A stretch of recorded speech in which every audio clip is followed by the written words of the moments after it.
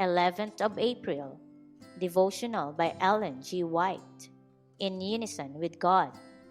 Jesus saith unto them, My meat is to do the will of him that sent me, and to finish his work. John chapter 4, verse 34. Christ declared, I came not to do my own will, but the will of him that sent me.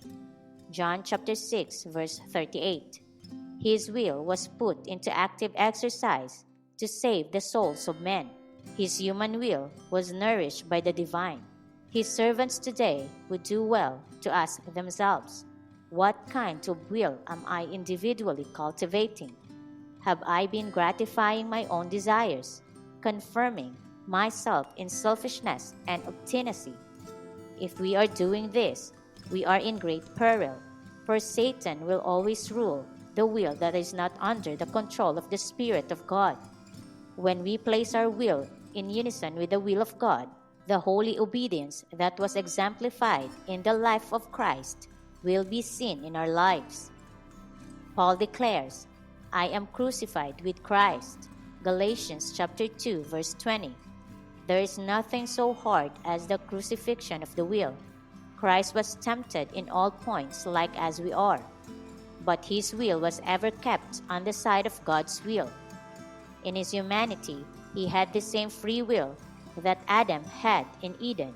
He could have yielded to temptation as Adam yielded, and Adam, by believing God and being a doer of his word, could have resisted temptation as Christ resisted it. Had Christ so willed it, he could have commanded the stones to be made bread. He might have cast himself down from the pinnacle of the temple. He might have yielded to Satan's temptation to fall down and worship him, the usurper of the world. But at every point, he met the tempter with, It is written, his will was in perfect obedience to the will of God, and the will of God was revealed throughout his entire life. Christ's obedience to his Father's commandments is to be the measure of our obedience. Those who follow Christ, if they would become complete in him, must keep their will surrendered to the will of God.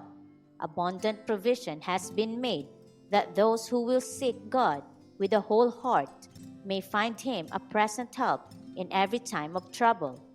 Help has been laid on one that is mighty. Christ has promised, I will be your helper.